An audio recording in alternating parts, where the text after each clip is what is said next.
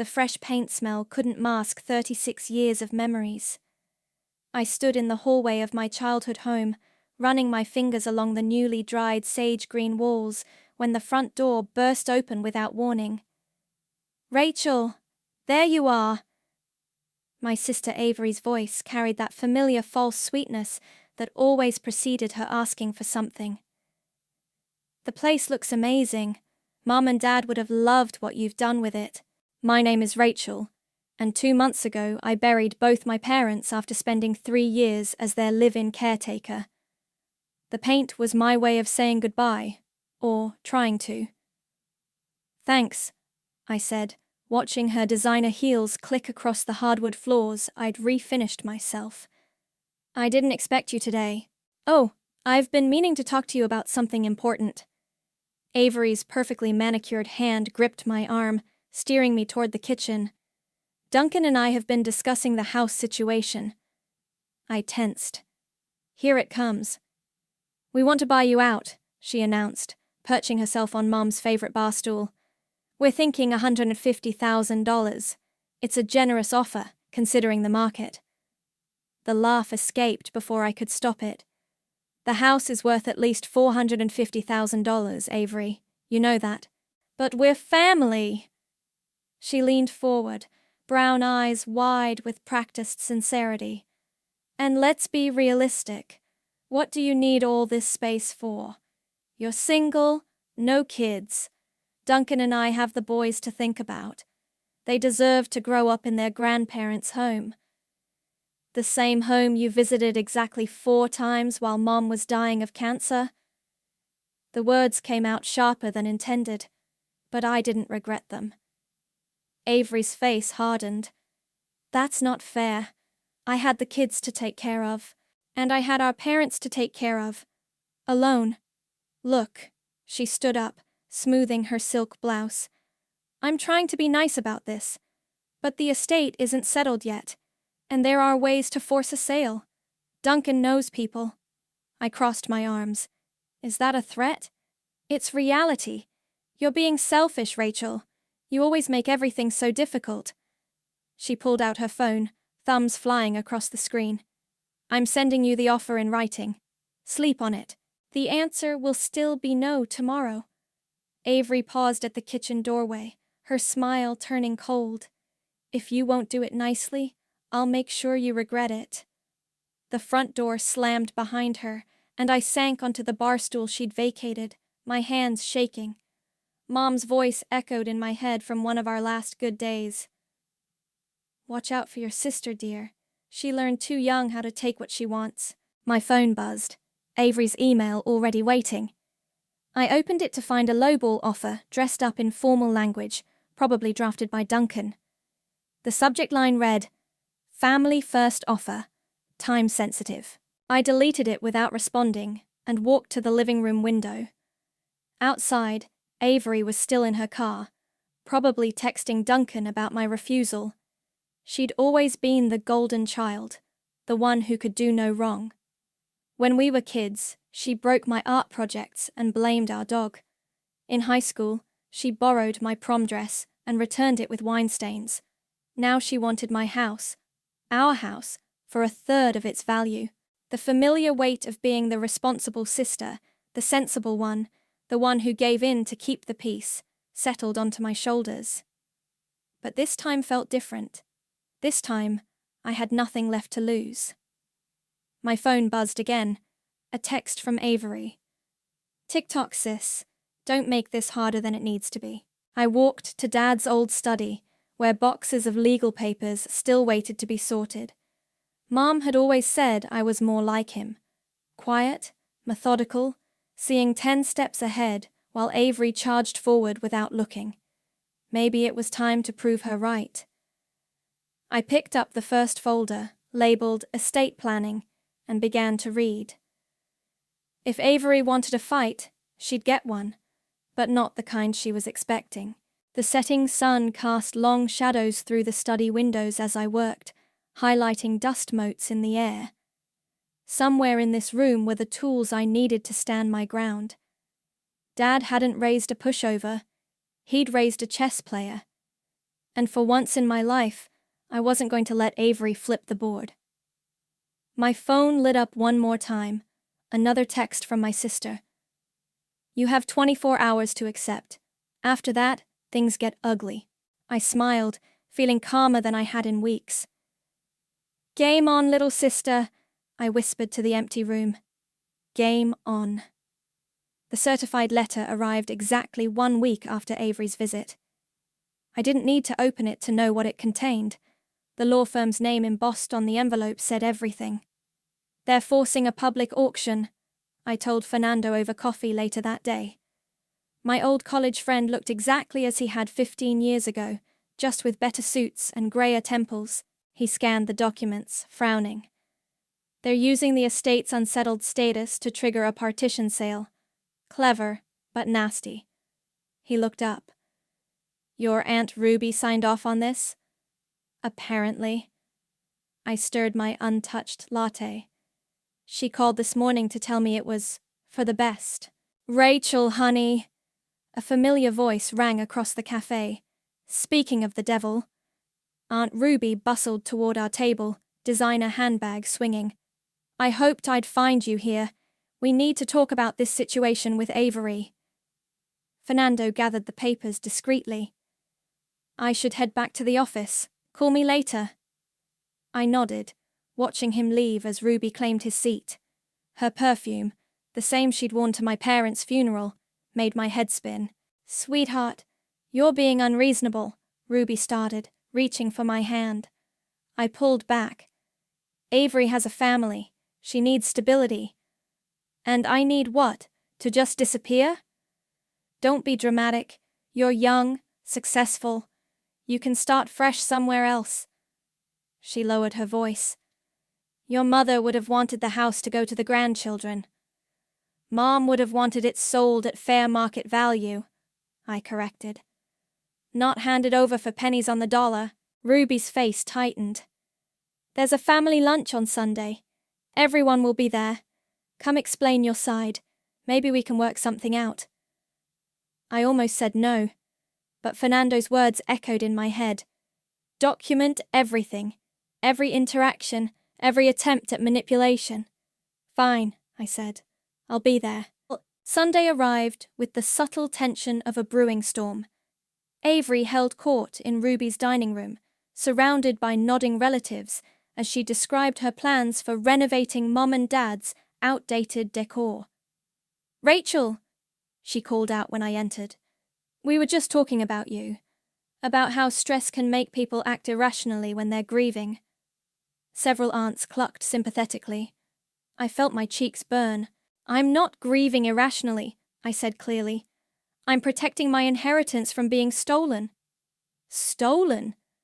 Avery pressed a hand to her chest. I'm offering to buy it. Tell them, Duncan. Duncan emerged from his phone long enough to jump in. We're being more than generous. The house needs work, and the market's unstable. $150,000 is fair. Show me one comparable house in this neighborhood selling for that price, I challenged. This isn't about market value, Avery snapped. This is about family, about doing what's right. Like forcing an auction? I asked quietly. The room fell silent. You left us no choice. Avery's voice wobbled perfectly. We tried to reason with you, but you're so bitter, so alone. You're punishing me for having what you don't. My phone buzzed, a text from Fernando. Don't engage. Let them show their cards. I stood up. Thanks for lunch, Aunt Ruby. I need to go. Running away again? Avery called after me. That's all you're good at. I paused at the door. No, Avery. I'm just done playing your games. Back home, I found 3 emails waiting. One from the auction house confirming the date, one from Duncan with another final offer, and one from Avery. Tick-tock, sis. Better start packing. I forwarded them all to Fernando, then called him. They can't stop the auction, he said without preamble. But we can make sure it's fair. There's something else. Your mother's insurance policy. Have you looked into it? What insurance policy? The one she took out 3 years ago. It's not part of the estate. Check your records. There should be paperwork somewhere. I spent the next hour digging through files until I found it. A policy worth $200,000, with me as the sole beneficiary. Mom's notepaper clipped to the front read, "For Rachel, because you were always the one who stayed." My hands shook as I called Fernando back. "Found it," I said. "What are you thinking?" "I'm thinking it's time to set up a trust," he replied. "One that Avery won't see coming until it's too late." Through the window, I watched the sunset paint the sky the same color as my newly painted walls.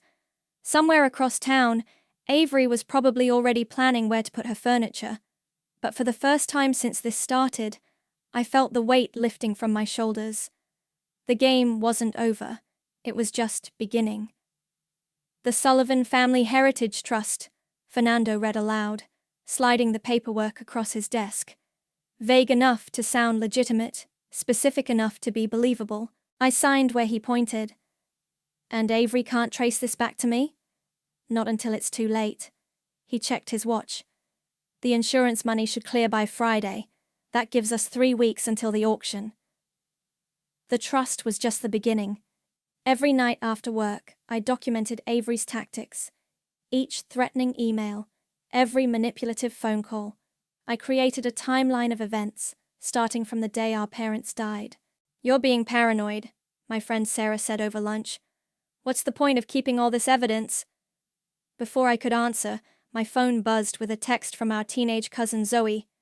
"Hey Rachel, weird question. Did you know Uncle Duncan's company is in trouble?" I called her immediately. "I overheard Mom talking to Aunt Ruby," Zoe whispered. "Something about bounced checks and angry investors. That's why they want the house so bad." The pieces clicked into place. I thanked Zoe and called Fernando. "We need to look into Duncan's finances," I said. "Something's not right." 2 days later, Fernando's investigator friend delivered a thick folder. Duncan's real estate business was hemorrhaging money. 3 lawsuits from investors, 2 properties in pre-foreclosure, and a mountain of credit card debt. "They're desperate," Fernando said. "The house isn't about family memories, it's about quick cash." I was reviewing the documents that evening when voices drifted through my open window. Avery and Duncan were parked across the street, arguing in their SUV. "She's not budging," Avery's voice carried clearly. "Maybe we should wait." "We can't wait," Duncan hissed. "Calvin needs an answer by next week. If we get the house at auction, we can flip it to him immediately. Rachel won't even realize what she's lost in time." My hands trembled as I recorded their conversation on my phone. After they drove away, I called Fernando. "Who's Calvin?" he asked when I played him the recording. "Local developer. He's been buying up properties in the neighborhood." I paced my living room. "They're planning to flip the house before I can stop them." "Then we need to move faster." Fernando's voice turned serious. "How much more can you put into the trust?" I checked my accounts. Between savings, the insurance money, and what I could borrow, it would be tight, but it would be enough. The next morning, an email arrived from the auction house. Someone had requested a property assessment significantly below market value. "They're trying to manipulate the starting bid," Fernando confirmed. "I'm filing a complaint. This could trigger a fraud investigation." I forwarded him another batch of Avery's emails, each one more threatening than the last. "Add these to the file." "Rachel," he paused, "are you sure you want to go through with this? We could try negotiating." "No." I thought of Duncan's words, of Calvin waiting in the wings. "They're not just trying to take my house, they're trying to erase me." That afternoon, I ran into Avery at the grocery store. She pretended not to see me until we reached the checkout. "Still haven't packed?" she asked sweetly. "The auction's getting closer." "I've been busy with other things." Her smile faltered slightly. "Like what?" "Just taking care of business." I met her gaze steadily. "Mom always said I was good at that." "Mom said a lot of things." Avery's voice hardened. "But in the end, Who did she really prefer? Who got all the attention? You did, I said quietly. Every time. But that's not what this is about anymore. I left her standing there, her perfect facade cracking just slightly. Back home, I found an envelope from Mum's old lawyer. Inside was a property assessment from 3 years ago. The house was worth even more than I'd thought. My phone lit up with a text from Fernando. Trust is funded. Everything's in place. I walked through each room of my childhood home, touching the walls I'd painted, the floors I'd restored. In my parents' bedroom, their absence still felt raw, but something else was growing stronger. Resolve. Avery had always taken what she wanted. She'd played the family like a game, certain she'd always win, but she'd forgotten one thing. I'd watched her play for 36 years.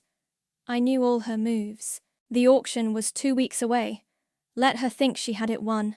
Let her plan her victory party. I had other plans. The cemetery was quiet except for the rustle of autumn leaves. I placed fresh flowers on my parents' shared headstone, then turned to face Aunt Ruby, who stood awkwardly behind me. I didn't expect to find you here, she said. I come every week. I brushed dirt from the stone's base. You'd know that if you ever visited. Ruby shifted her weight. Rachel, I need to ask you something. Why are you fighting so hard for this house? Why are you helping Avery steal it? She's not. Ruby stopped, sighed. It was always easier with Avery. She was just easier to love. The words hit like a physical blow. Is that why you all let her get away with everything? Your sister knows how to make people feel special, important. Ruby wouldn't meet my eyes. You were always so independent, self-sufficient. You mean invisible? I mean different. Ruby touched my arm. When you were 12, Avery broke your art project. Do you remember? The one she blamed on the dog? Of course I remember. Your mother knew it was Avery, but she said fixing it would teach you resilience. Ruby's voice cracked. We all convinced ourselves it was good for you, being the strong one. The one who could handle anything. I pulled away. You mean the one who could handle being hurt? Rachel, no. I turned back to the headstone. You all taught Avery she could take whatever she wanted, and taught me I should let her. Not anymore. My phone buzzed. Fernando calling. The fraud investigation is moving forward, he said when I answered. Someone tried to bribe the property assessor. Ruby was watching me closely. What's happening? Justice, I said, ending the call. Finally. Back home, I found Zoe sitting on my front steps. Her face was streaked with tears. Dad's really mad, she said when I sat beside her. He and Mom were fighting about Uncle Duncan's business. Something about missing money. I handed her a tissue. Did you hear anything specific? Just that he's in trouble. Big trouble. She wiped her eyes. And Aunt Avery keeps saying it's all your fault for not selling them the house. Of course she does. But that's not true, is it? Zoe looked up at me. You're not the bad guy here. No, I said softly. I'm just the one who stopped playing by their rules. Later that night, I found myself in my father's study again. His presence felt strongest here, among the books and papers he'd loved. I opened his old desk drawer and found a letter I'd never seen before, dated just weeks before his death. My dearest Rachel, it began. Your mother and I know what's coming. We've tried to prepare everything, but there's one thing left to say. You've always been the keeper of truth in this family, even when it cost you. Don't let anyone make you doubt that strength. It's not a burden. It's a gift. Tears blurred my vision. My phone buzzed with a text from Avery. Final chance. Back out of the auction now, or everything comes out. Every family secret. Every mistake. Think carefully, sis. I took a deep breath and replied, Bring it on. Minutes later, my phone exploded with notifications. Avery had posted a long Facebook message about my mental instability and cruel treatment of family. Comments poured in, mostly flying monkeys from her social circle, but some relatives too. I forwarded it all to Fernando. Perfect, he texted back. More evidence of harassment. Keep collecting.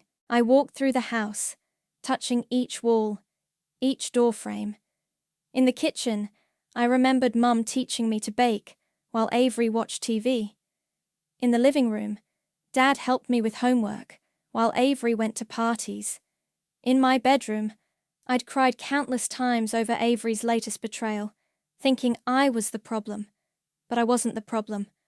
I was the solution they never saw coming. My phone rang. Fernando again. Rachel, we've got something big. The assessor came forward. Duncan tried to pay him off directly. There's a paper trail. I sat down at my father's desk, in his old chair that still smelled faintly of his aftershave. What does this mean? It means we've got them, Fernando said.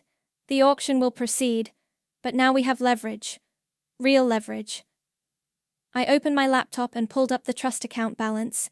Everything was in place. Dad, I whispered to the empty study, I hope you're watching, because this time, the truth wins. The auction was 3 days away. Avery thought she was orchestrating my downfall. She had no idea she was orchestrating her own. The auction house lobby buzzed with tension. I watched from my car as Avery and Duncan arrived, dressed like they were heading to a victory party. My phone chimed with an email I'd been waiting to send. Dear Avery, I've decided not to attend today.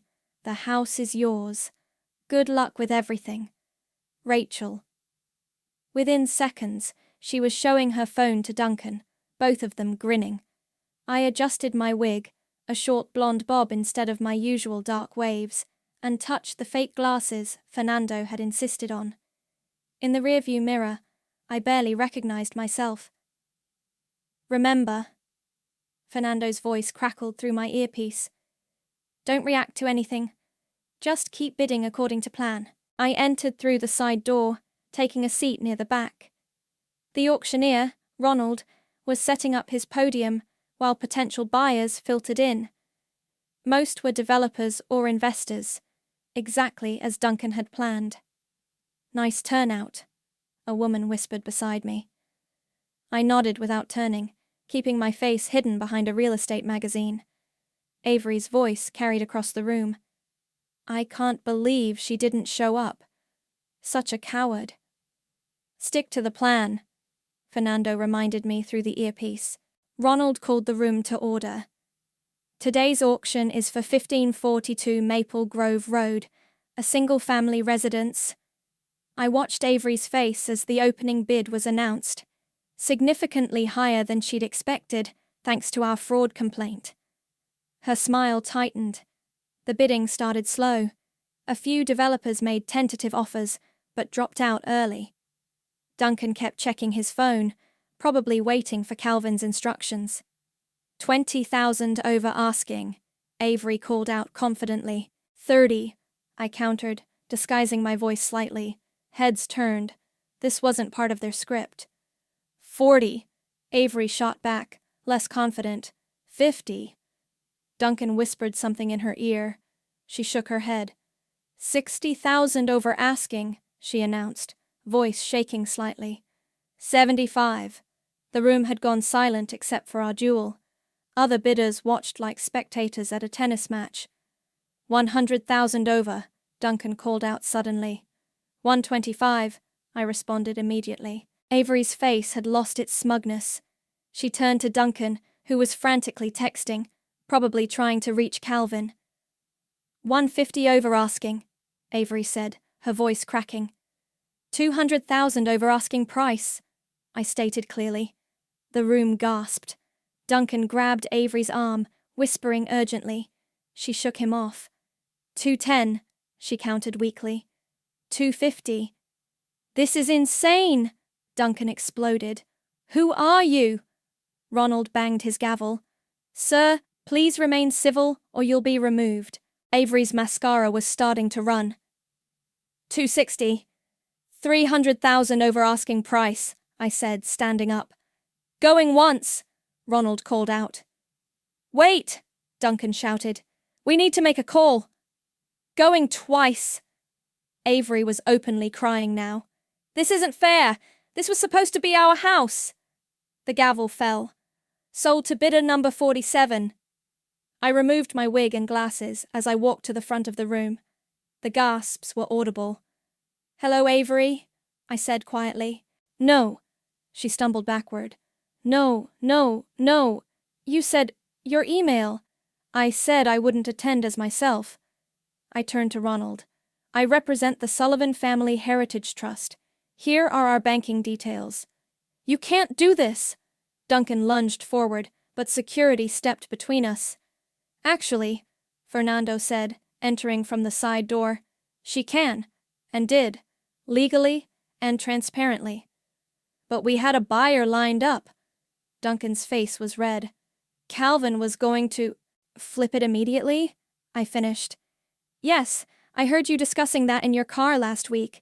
The recording is part of the fraud investigation. The color drained from his face. You bitch, Avery whispered. You planned this all along. No, Avery, you planned this. I just played better. She grabbed her purse, mascara streaking down her cheeks. This isn't over. Actually, it is. I handed Ronald the final paperwork. The house will be sold at true market value. You'll get your fair share of the proceeds. No more, no less. Come on. Duncan pulled her toward the door. We need to call Calvin.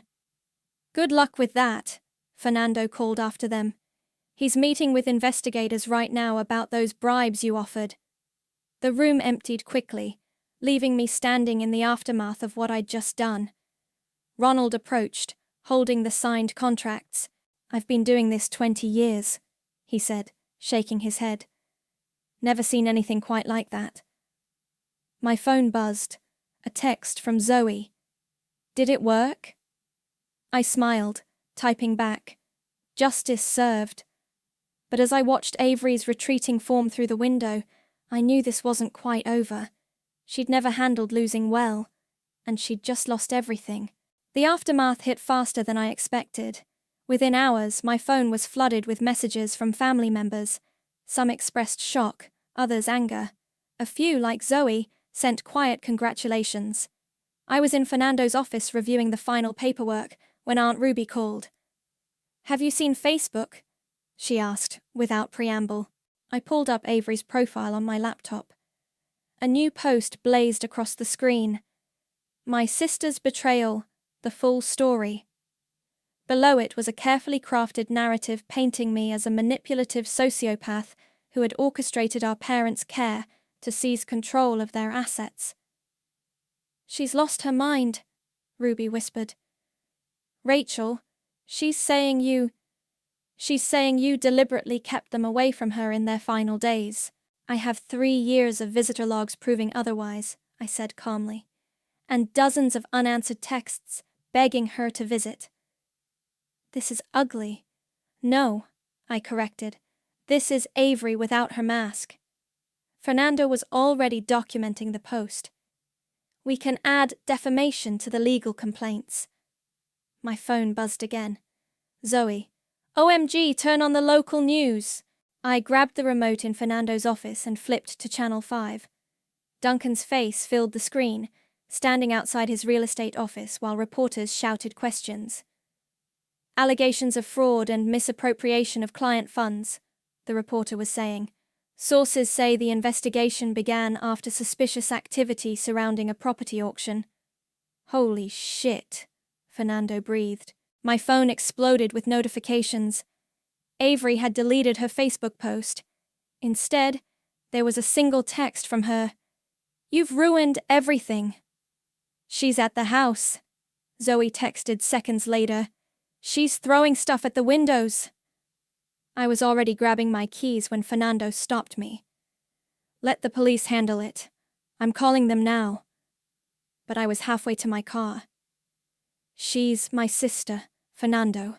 This needs to end. I pulled up to find Avery on my front lawn, mascara streaked down her face, hurling decorative rocks from the garden at the windows. Two of her friends tried unsuccessfully to calm her down.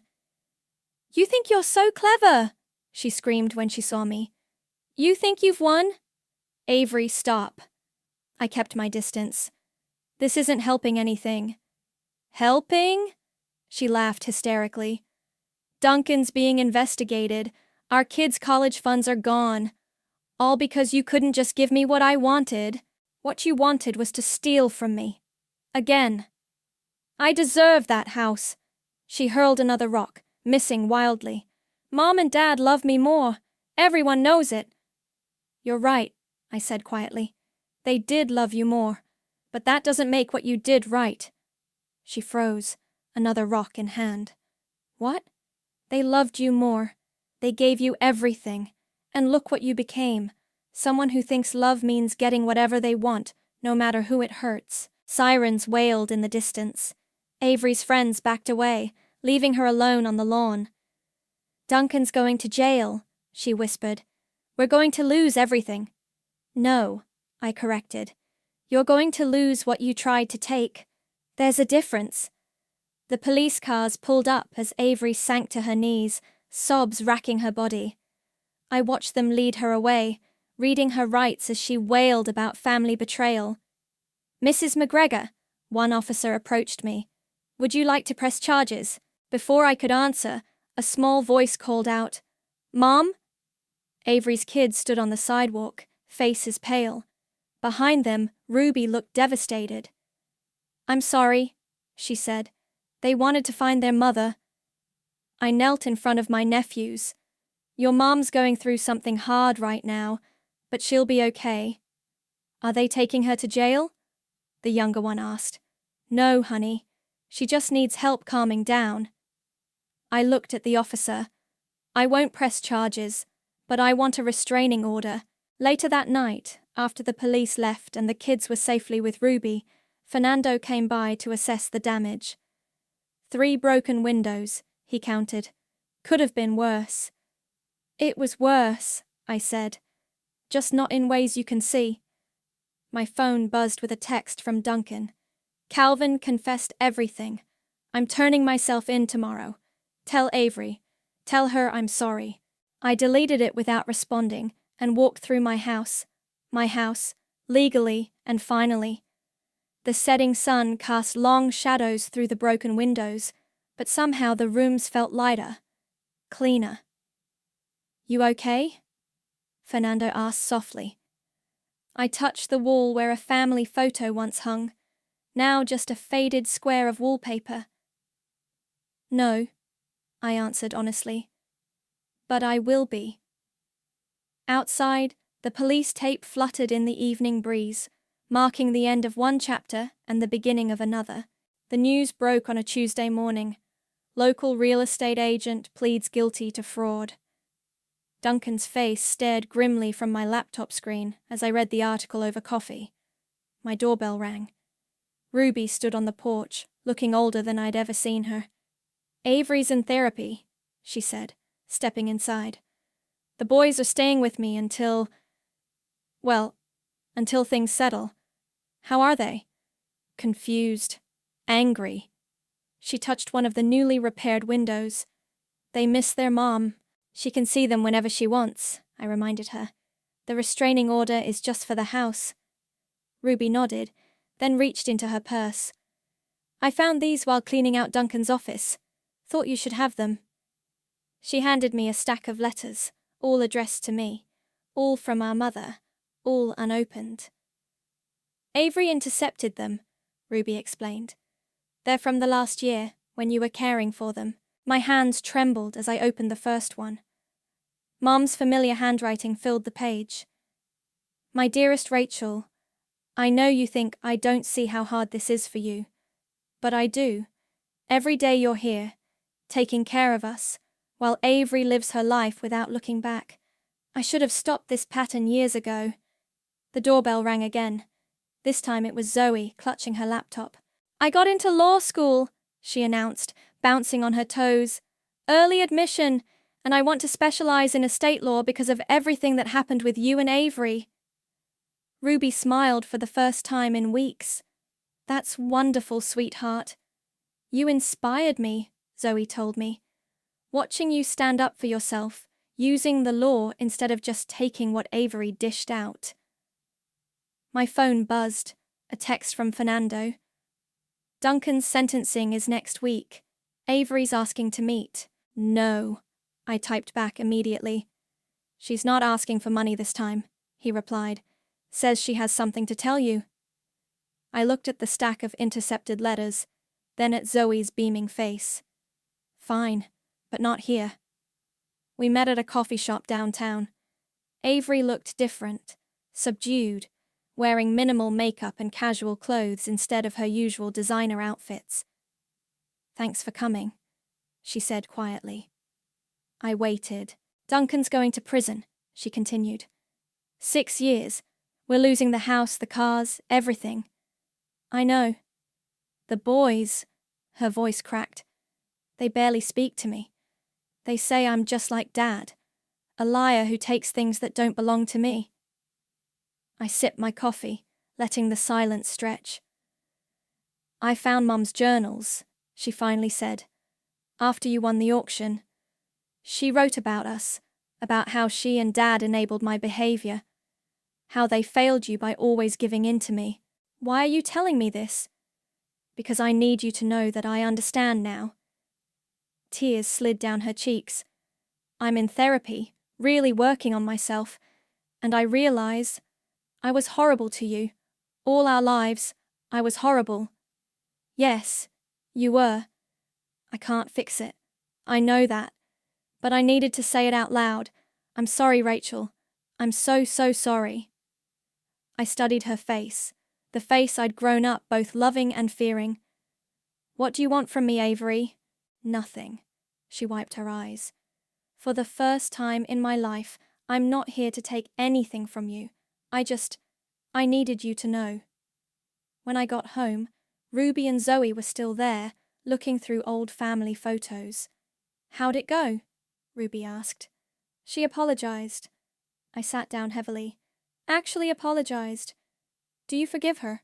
Zoe asked. I thought about the intercepted letters, the years of manipulation, the final violent outburst. No, not yet, maybe not ever fully, but I accept her apology. That's something, Ruby said softly. My phone buzzed. A message from the real estate agent I'd hired. Multiple offers on the house, all above asking price, ready to review when you are. I looked around at the walls that held so many memories, good and bad, painful and precious. You know what? I said, standing up. The house can wait. Let's go get dinner. Really? Zoe bounced up. Can we try that new place downtown? As we headed out, I paused in the doorway. The evening light caught the repaired windows, making them shine like new. Something had shifted, not just in the house, but in me. I wasn't the family doormat anymore. I wasn't the responsible sister who gave in to keep the peace. I was just Rachel, stronger than they'd thought, stronger than I'd known. Coming? Ruby called from the car. I locked the door behind me, ready to write the next chapter of my story. On my own terms, in my own way. Finally. The real estate sign stood proudly in the front yard, its sold banner fluttering in the spring breeze. I watched the morning light dance across the freshly washed windows, remembering all the times I'd done this exact same thing as a child. Last box? Fernando asked, carrying a carefully labeled container from the study. Almost. I knelt beside the old cabinet in the hallway, reaching behind it one final time. My fingers brushed against something, an envelope I'd never noticed before. The paper was yellowed, Mum's handwriting instantly recognizable. For Rachel, when you're ready. What's that? Zoe appeared in the doorway, arms full of cleaning supplies. My hands shook as I opened it. A single sheet of paper fell out, dated just weeks before Mum died. My darling daughter, by now, you've probably found your strength. The strength I always saw in you, even when I failed to protect it. Your father and I made so many mistakes, especially with you and Avery. We thought we were helping her by giving in, helping you by making you strong enough to handle it. We were wrong, but you've always known who you are. Even when we couldn't see it, even when Avery tried to dim your light, you stayed, you cared, you loved without taking. The house is just a house. Your real inheritance is the truth you've always carried. That kindness isn't weakness, that standing your ground isn't cruel, and that family isn't about who takes the most. It's about who gives with an open heart. I love you both, but you, Rachel, you taught me what dignity looks like. Love, Mom. The doorbell rang, startling me. Ruby stood on the porch with my nephews. They wanted to say goodbye to the house, she explained. The boys hugged me tightly. Are you really selling it? The younger one asked. Yes, I said. But guess what? The family buying it has kids too. This place deserves to be full of children again. Mom's doing better, the older one said quietly. She has a job now, at a flower shop. I know. I'd seen her there last week, arranging roses with careful concentration. We'd nodded to each other through the window, not ready for more, but not enemies anymore either. Rachel! Fernando called from inside. The buyers are here for the final walkthrough. I watched the young family explore the house, their house now. The mother touched the walls reverently, already planning paint colors. The father measured spaces for furniture. Their children raced up and down the stairs, their laughter echoing through rooms that had held so much tension. It's perfect, the mother told me, eyes shining. Especially the kitchen. All that natural light. My mom loved that kitchen, I said. She taught me to bake there. After they left, I stood in the empty living room with Fernando, Ruby, and Zoe. Sunlight streamed through the windows I'd cleaned one last time. Ready? Fernando asked gently.